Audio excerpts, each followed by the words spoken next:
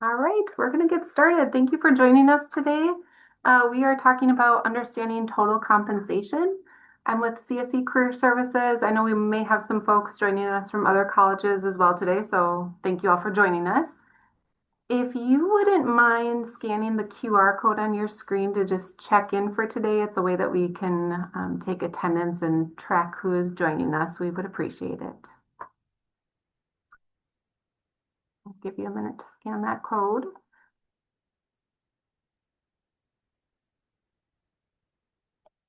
All right. So we'll get started with some introductions. We have a couple of guest presenters with us today, which I am very happy about. We have Colleen Brown from Ameriprise Financial and Amanda Piazza from Travelers.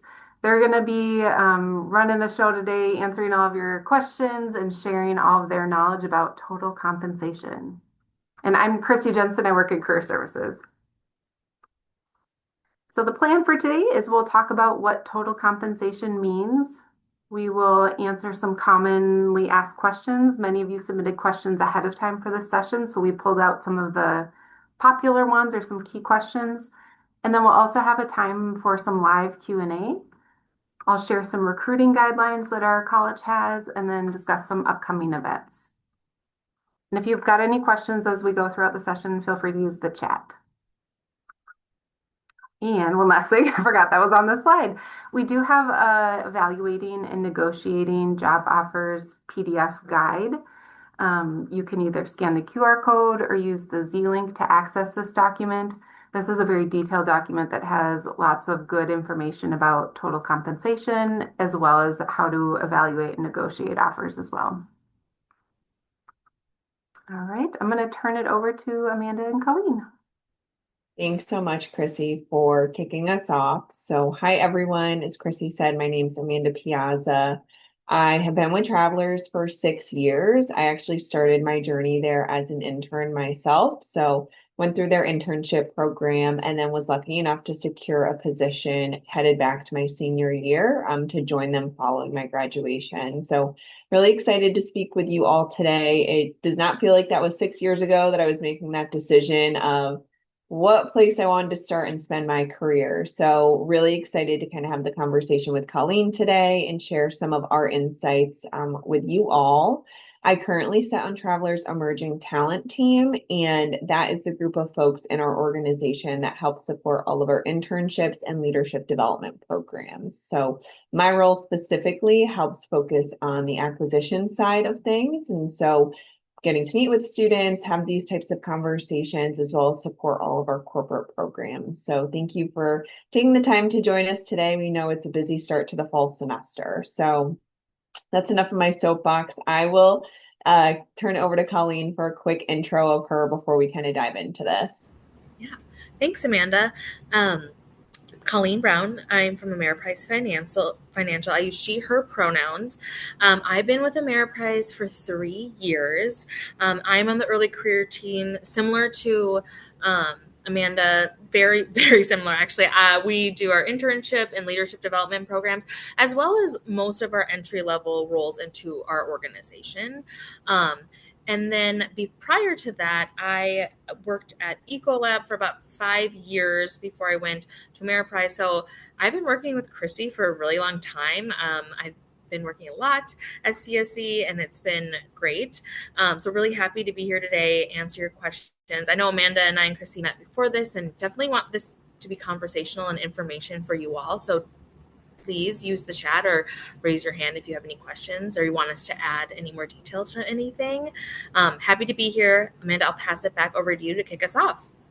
Yeah, so very much so, like Colleen was saying, keep it conversational. We're really just going to chat with you here. We're not a well-oiled machine or rehearse much. We really do want to keep this informational for you all. But really today, what we wanted to talk about was something called total compensation. And this came up a couple months back, Colleen, when we were meeting with CSE and having conversations around what would be helpful for students to know or what would be helpful that I wish I knew when I was making these decisions. And so Really, total compensation is everything that you should think about when you receive a job offer. And on the screen here, you'll see a couple things listed. So there's things that are, your true direct compensation. And then the things that are listed under indirect compensation are things that are not necessarily showcased to you in that dollar amount that you hear from the recruiter, but really add to the overall package of what you could be experiencing and receiving from that organization. So direct compensation, that base salary. So this is going to be that fixed number that you get in your offer letter. It's going to be what you're getting in your paycheck every 2 weeks or monthly or however that works. Bonuses and commissions, those are normally performance-based incentives. So what that means is it can be bonuses can be once a year, twice a year, it depends on the organization. At Travelers, we have bonuses as part of our annual compensation review. It's a once a year opportunity for a bonus. And then commission is for certain roles. So based on how well you perform, in return, then you could receive additional dollars. And then overtime pay. So if you're non-salary based, then you can go ahead and also be eligible for overtime pay as well. So those are kind of the three things that will make up that hard number at the beginning that you're getting from the recruiter, or some financial dollars that you will see throughout your time working. The things that are under indirect compensation, health insurance, retirement, PTO, employee perks, those are all things that they don't necessarily have a dollar weight associated to them when you get that initial offer. But that doesn't mean that it shouldn't be something that you should consider when looking at everything that a role is being offered to you. So that's kind of like the base level. What does total compensation mean? But Colleen, feel free to kind of add in any other thoughts or expand a little bit upon maybe some of the indirect compensation below. Yeah. So I would say one thing in general is when you get an offer, don't be afraid to ask a lot of questions. That's what Amanda and I are here for, and Chrissy as well. And a lot of these things, I'm a first gen student, so my first offer, I was like, "What is this?" I didn't know what a 401k was. I didn't know what a pension was. I didn't know what looked good, right, or what maybe it looked bad. So I would say, if you have questions, just make sure you ask them to your recruiter. And for the indirect compensation, I think, Amanda, you called it out. This is the stuff that just gets kind of shoved to the bottom. It's maybe not thought of right away. But when a company is looking to hire an individual, they're thinking about your whole cost, right, as an organization. So you have the ability, hopefully at organizations, they're offering you medical, dental, and vision coverage. Those are pretty basic. You kind of see those in most companies that are going to make you an offer. Retirement plans, a lot of times your employer will have a 401k contribution or match. These are really important, especially when it comes to saving for retirement. Again, this is something I encourage you all to do immediately upon receiving a job and starting, is to get signed up for a 401k.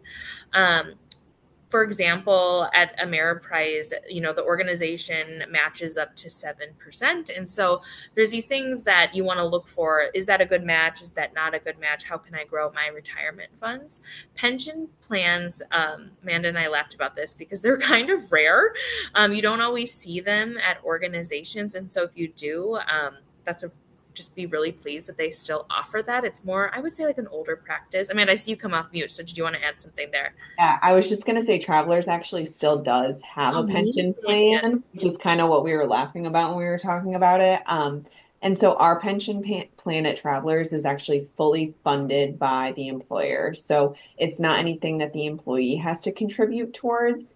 It is part, again, of that kind of indirect compensation. When you get your offer, folks are kind of like, oh, pension plan, but it's really kind of like free money that the organization is putting into your retirement.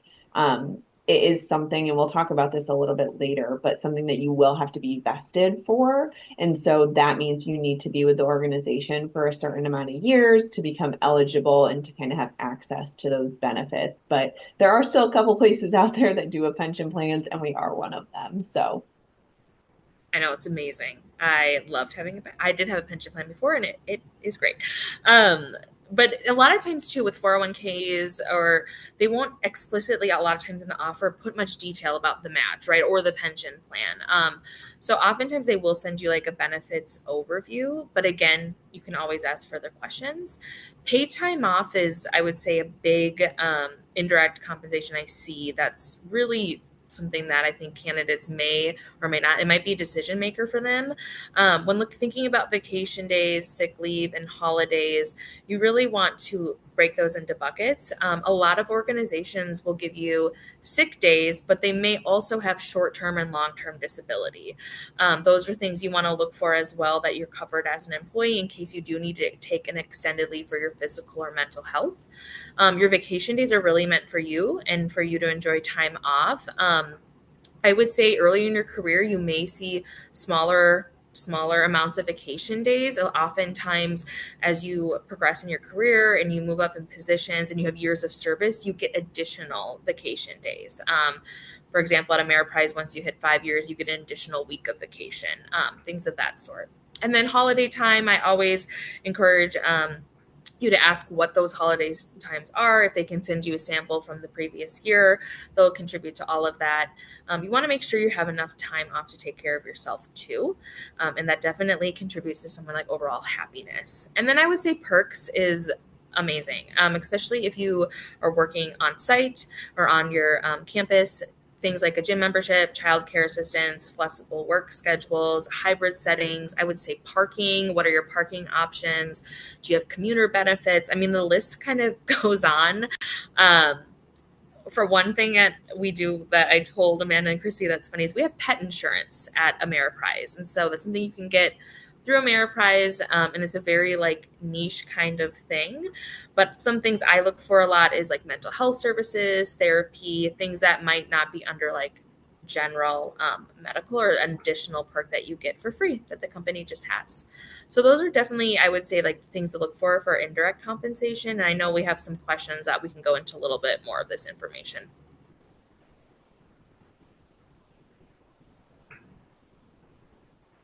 All right, Colleen, you want me to take this one? Sure. Okay.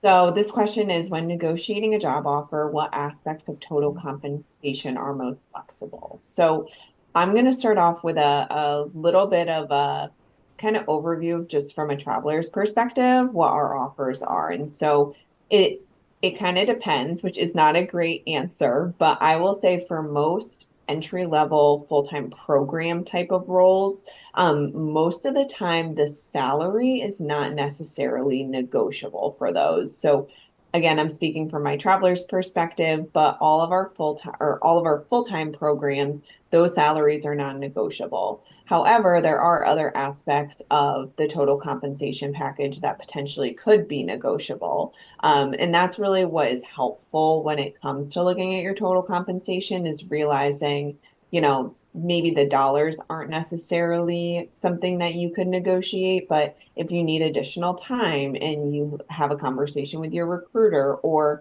for example, if you have to relocate for the role, you could talk about getting a relocation stipend.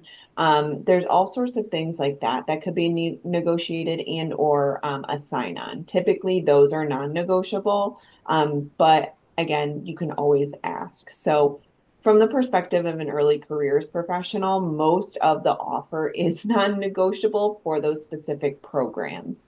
However, as you progress in your career, or if you're not necessarily going into a program, there are other components that could be negotiated a little bit more. So not a super great answer for that one, but hopefully is informative for folks that are maybe interested in entering one of those leadership development programs. Yeah, that's a great call, Amanda, and completely on the same page there. But wanted to add, if you don't go into a leadership development program and you go into an entry level role where Amanda called out, those are areas where you can be more flexible and negotiate. And the reason I mean, we do the same thing at Ameriprise, at my previous organization. The reason we do that is we really want to bring all of you in the program on the same playing field, right? Have that compensation and everything be the same from the beginning. And as you grow and progress in your career, a lot of times those rotational programs are anywhere between like 2 to 4 years. Once you graduate from the programs, that's when you can start having those negotiation conversations more directed towards salary. And then, because really you're going to be paid for the individual job that you move into, and your skill set and experience. So that's when you can start having those conversations. So I would say about like 3 to 4 years, like if you're in a program, that might be where you're having that. And I think, something else, even though it may not be negotiable at the start, there's nothing wrong with asking the recruiter, typically, how does someone progress throughout this program? Can you give me some insights into what that would look like? Because, like Colleen said, typically these programs are a certain amount of time, anywhere from 1, 3, or 5 years in length. And so you can always ask for additional insights into what that would look like as well. Yeah. And I would say too, even though those programs might be extended years, a lot of times at an organization, you will get a year-end bonus, like we talked about before, or perhaps just an increase in salary. A lot of times, like maybe a market adjustment, or a merit increase. And so don't be alarmed if you're like, oh, I'm in this program and my salary is this. There's ways to move your salary even if you're not getting a promotion or you're not changing jobs. Oftentimes that's just built into our cycles in HR as far as like total comp. So did want to add that there, but those are great questions to ask your recruiter. Like Amanda said, ask them about that and how you continue to move that in addition to the development piece.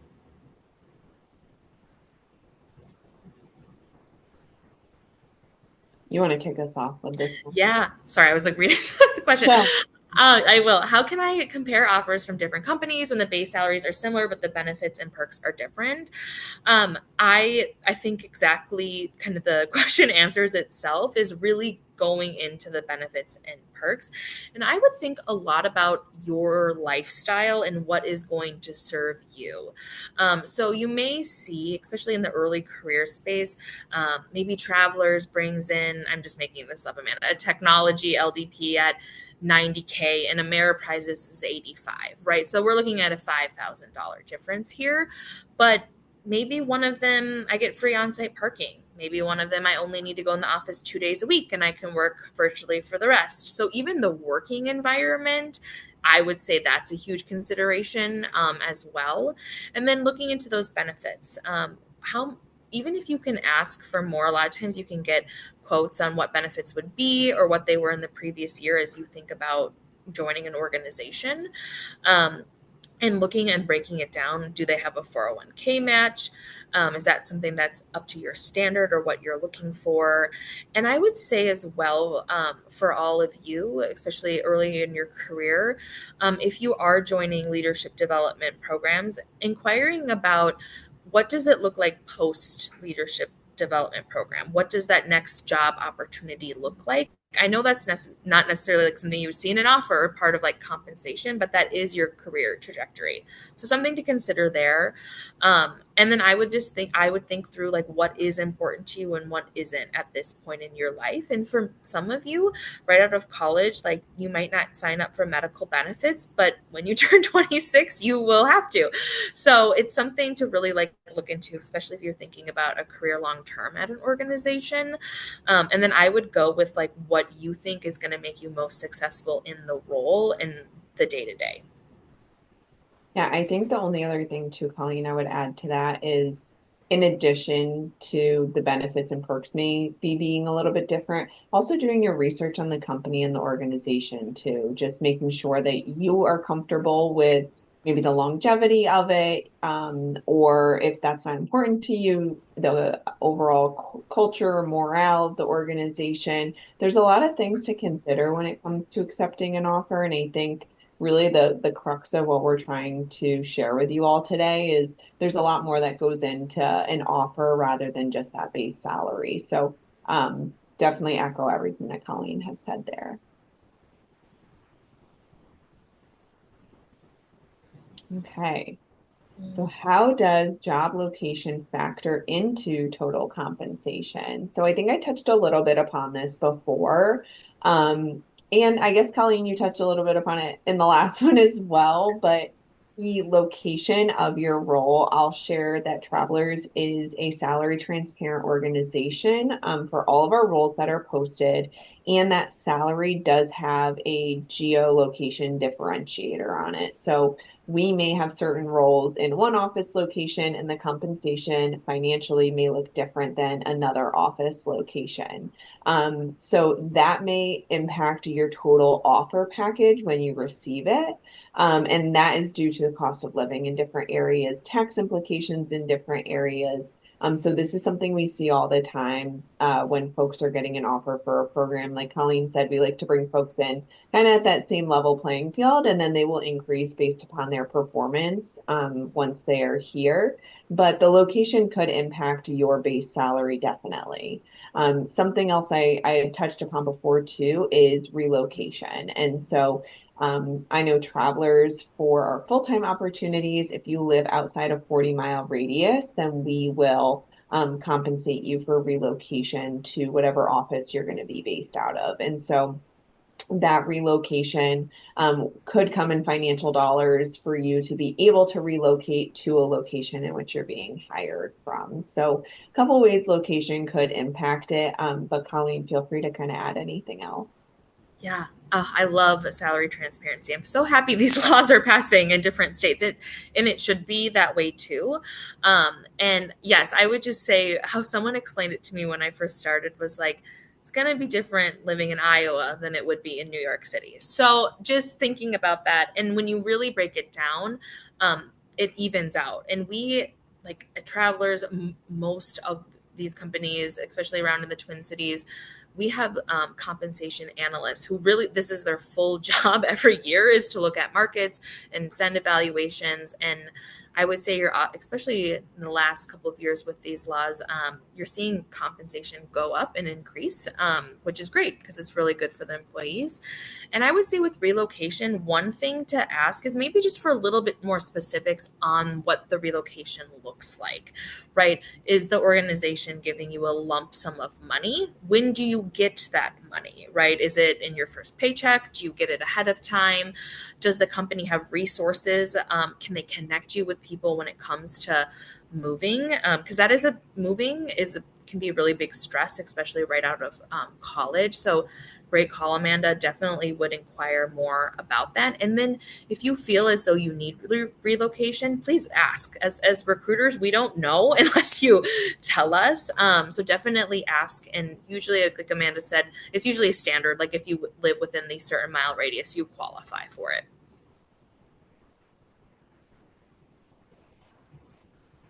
How can I determine a salary range to prepare for negotiations? This is a great question. Google, I'm just kidding. Actually, honestly, Google, I do use Google a lot myself.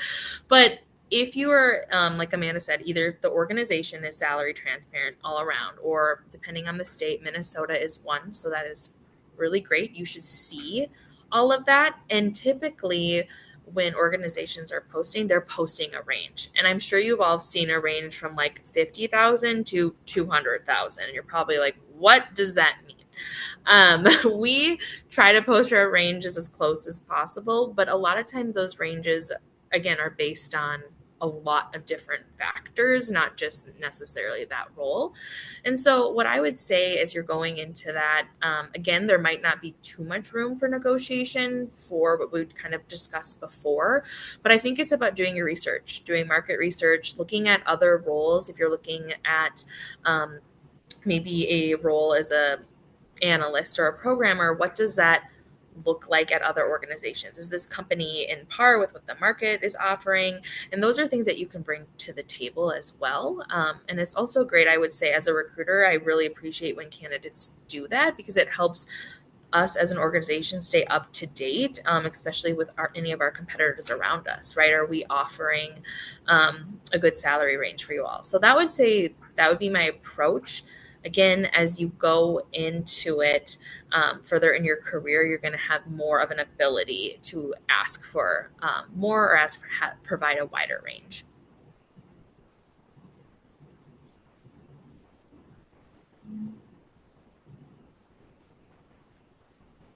All right. So, do benefits or career growth opportunities often differ from employees who work remotely versus in office? So, this is a good question. Um, and I would say, from a benefits perspective, that will look pretty much the same across the board in regards to the initial offer, regardless of if you are in person versus a remote employee. If you get an offer from Travelers, the benefits is standardized across the board. So that'll be things that we talked about before, like health insurance, PTO, all of those things. That's part of a standardized package. Career growth opportunities, I would say, could potentially be a little bit different, and that's not in a good or bad way. What I will say is that Travelers right now is reinforcing their return to office. And so we have been 3 days in and 2 days from home for the past, gosh, like 3 years now. And so we think that this kind of hybrid approach is really kind of here to stay in the direction that they're moving. That doesn't mean that we don't have remote employees. We still do have a select few, but overall, as an organization, we are maintaining this hybrid model. And so, from a career growth perspective, there definitely is opportunities for remote employees, but you have to be very intentional about those opportunities and really making sure that you're putting in not only the effort to kind of build those relationships, but also you may have to maybe put in and be a little bit more intentional than someone who is in an office every single day that is building those networking opportunities or passing by someone in a hallway and jumping into a conversation. So career growth opportunities, it won't necessarily be limiting if you're fully remote, but you just have to be more intentional about that. Colleen, any thoughts? 100% agree with you. Yeah, No ads. perfect.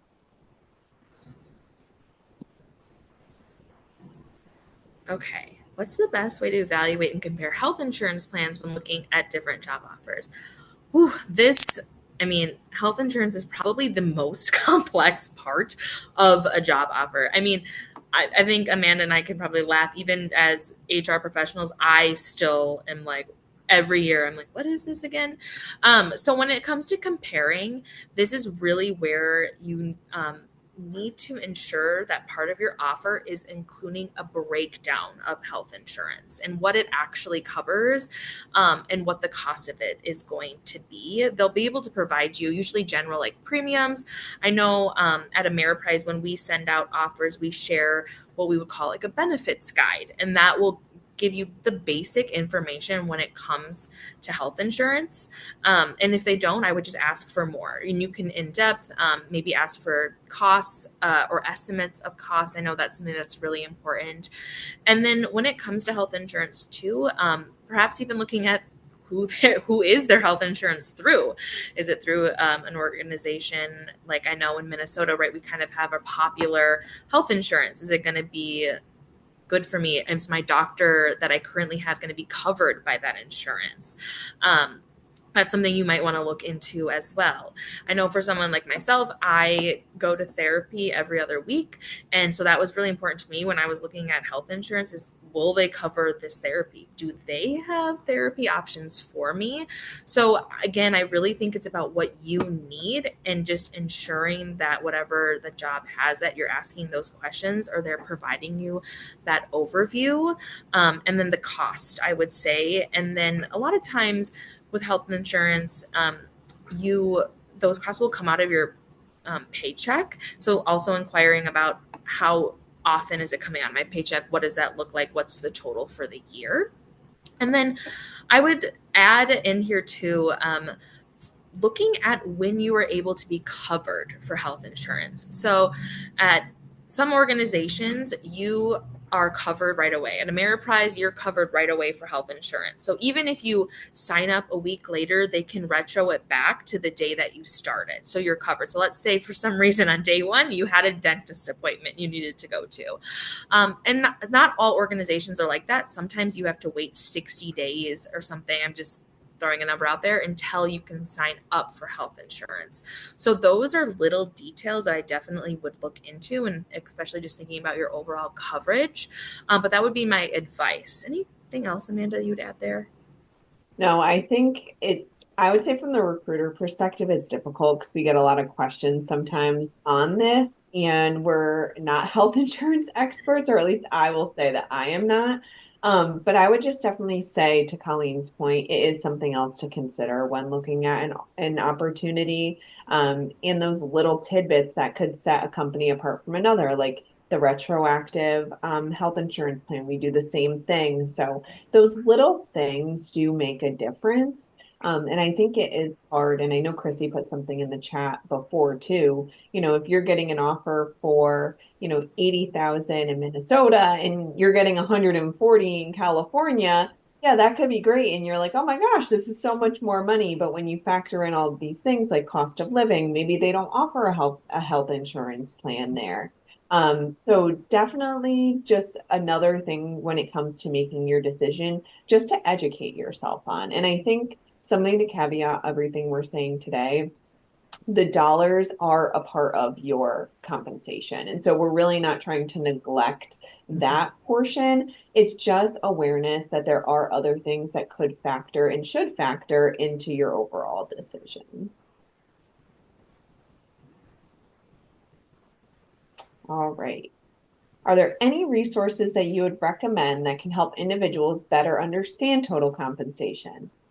I would say attending events like today and really just trying to educate yourself on what a total offer package looks like. You've already taken step one. So I think that's absolutely fantastic. I would also say, and I know Colleen said it before, like Google it, right? Like look up what are maybe some other organizations that you're interested in total packages. If you go to most company websites, there typically is an HR section or a benefits section, so you can read a little bit more about there and really just doing your research, right? This is something we always tell students.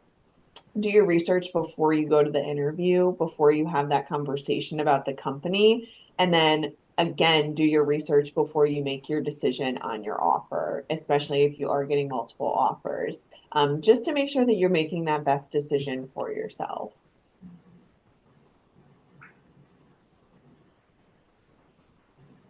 All right, thank you for all of that helpful information. We weren't able to include all of the questions that everyone asked ahead of time, but we did schedule in some time today. If any of our participants have additional questions they want to make sure that we get to, feel free to either unmute yourself, raise your hand, or type in the chat what other questions you'd like Colleen and Amanda to answer.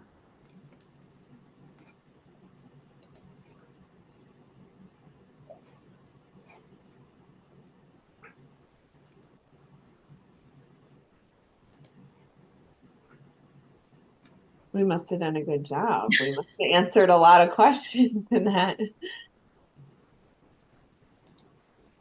While folks are thinking, I may just add on to something I think Colleen you had said previously.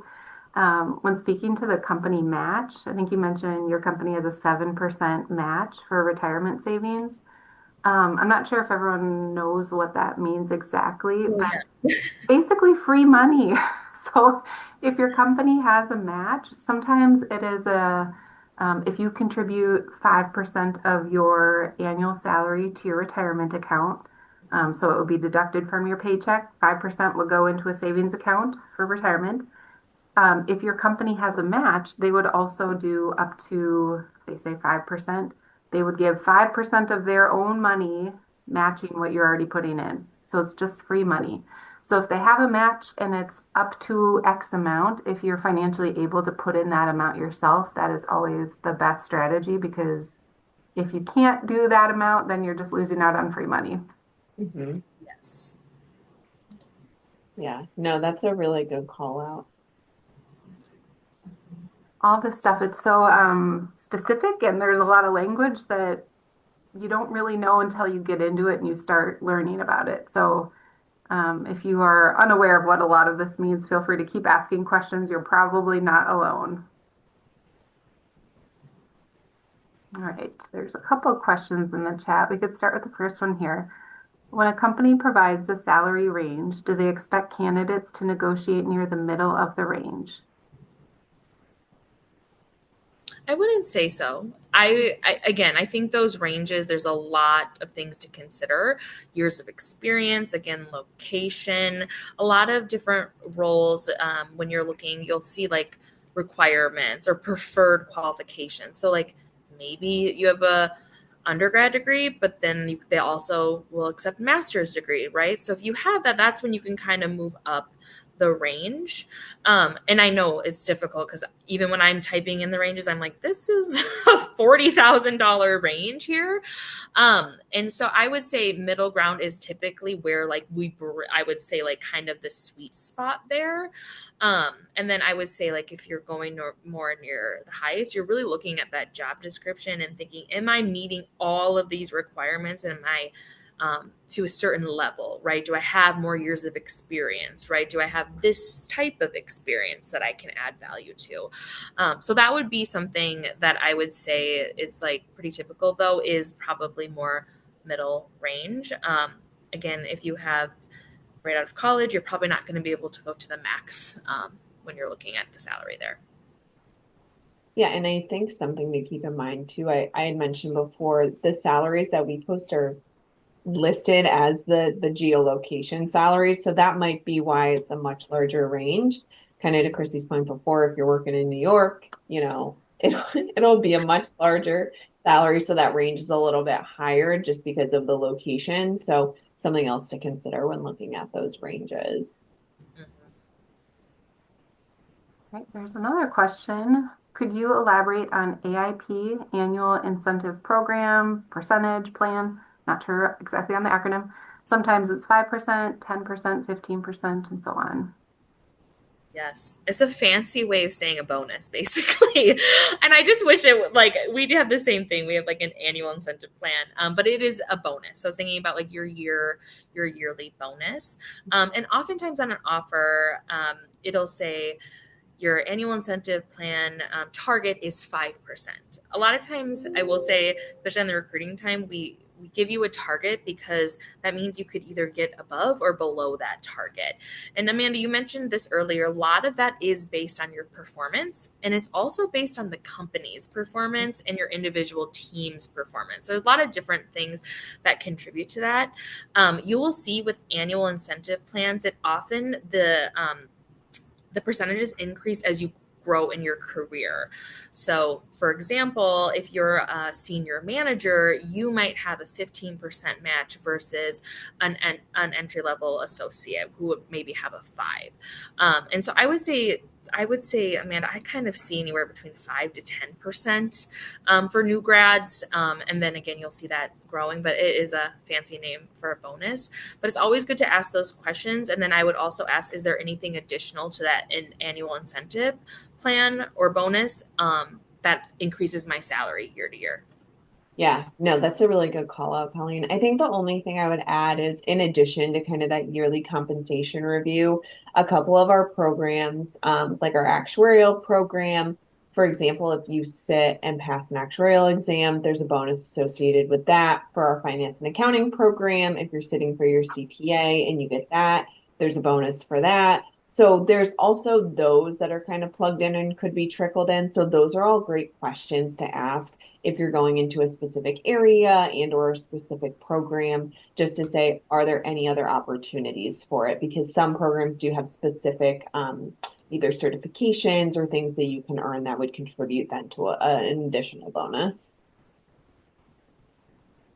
All right, there's another question about salary negotiations not typically happening for entry-level positions. Wondering if Career Services is available for alumni. I would say it really depends on the entry-level position. Some companies do negotiate, so don't just assume that it's not negotiable. And even if salary is not negotiable, other aspects can be. So I encourage every student to negotiate something. One, it's good practice to learn how to do. And two, if you can get something more or better or more in line with what you want, you might as well ask. So I usually encourage students to ask. This isn't a presentation specifically focused on how to negotiate, but starting with, thank you so much for this offer. I was wondering if the offer is negotiable. And then they'll say, yeah, what were you thinking? Or nope, nothing is negotiable. And then you know. But in terms of the question about career services connecting with alums, we do meet with alums up to a year post graduation. So you can certainly use our services after you graduate too. All right, another question. As a graduate student looking for internships, would you recommend using hourly grad stipend rates, 30 to 36 an hour, as a baseline for negotiating salary? I would say I would hear what the offer is first. Just giving yourself a little bit more information before kind of giving them what you're looking for. I don't think it's a bad thing to share that these are kind of your expectations and this is what you're looking for. But I would say I know our grad rates are not at that. And so right now we're probably sitting more at that 28, 29. So not a bad thing to ask, but I would also say hear the recruiter out and see what they have to say. And also, like we were saying too, don't just write them off if it's a couple dollars off. Really kind of consider, is this a place that if I did an internship at, is there an opportunity for me to receive a full-time offer from them in the future? You may be able to find an internship somewhere else that offers 37, 38, but there may not be a full-time opportunity at the end of that road. So also things just to consider in addition to kind of that hourly rate. Great questions. We are getting close to time, so I just want to mention a couple of other things before we wrap up today. Many students are not familiar that CSE has recruiting guidelines. These are things that you can use to ask employers for a little bit more time to decide on an offer. They're just guidelines, so an employer does not have to abide by these by any means. But what this chart is explaining for fall recruitment, if you were previously an intern at a company and you're going to be an intern again, or you're converted to a full-time and they're giving you an offer for that, we want the offer to remain open until October 15th or a minimum of 3 weeks, whichever comes later. And that's true also if you're getting a new internship offer or a new full-time offer during the fall recruiting season, 3 weeks. Co-ops are a little bit shorter. And then if you're doing recruiting during the spring semester, a minimum of 2 weeks is what we're asking for. And if you go to that Z link, hopefully that one works. This will direct you to a web page that you can send directly to an employer. Oftentimes you'll get a job offer and they'll say, we want to hear back from you in 2 days. That's very fast, and especially early in the semester. You can send them the link and you can say, would you be willing to meet CSE's recruiting guidelines and give me until October 15th? And the webpage gives a lot of language as to why we suggest this. We don't want students to renege on their positions. Employers don't like that either. So once you commit to a company, you should be committed to that one company. And Chrissy, I will say I've gotten this from other, like especially co-ops that were so fast. Like I've seen students say they had to respond in 24 hours. I would say that is a red flag. So if you're looking at companies and they want you to respond and they're not even giving you a week, that is not the best situation. You really want a company that is encouraging you to find the best fit for you and for you to be successful. That is just my 2 cents there. But I will say these guides are great and send them to your recruiter, especially if you're getting a little bit of pushback. I have actually sent this to hiring leaders and we've been able to make adjustments because of that. Fantastic. Right. Just a couple of other key things. We do have additional drop-in hours if students have any questions on resumes, cover letters, getting ready for the career fair. Tomorrow, 1 to 4, and then Monday morning, 9 to noon. And then after the career fair, we'll go back to 2 to 4 the remainder of the week. You can always schedule an appointment with a career counselor if you want to have a more in-depth conversation about total compensation or negotiating. And then we have one last international career fair prep session before the career fair, which is happening tomorrow at noon. And again, a little plug for the CSE Career Fair. It's open to all colleges, Tuesday and Wednesday of next week. We do have some employer resume reviews available. This is for CSE students. If you would like an employer to review your resume, sign up by tomorrow at 8 a.m. The information is in Handshake. And one last piece of information, the CSE Mentor Program is a great place to get connected to industry professionals. So if you are a sophomore, junior, or senior in CSE and you want to get connected, Mentoring is very, very helpful, but the deadline to sign up for that is September 25th. All right. Well, Amanda and Colleen, thank you so much for sharing all of your insights and perspectives from your own experiences and your companies. I think this was a very helpful session, so I really appreciate you sharing all of your wonderful advice today. Thank you. Thank you. Thanks, everyone. All right, and I'll hang around if anyone else has any last minute questions.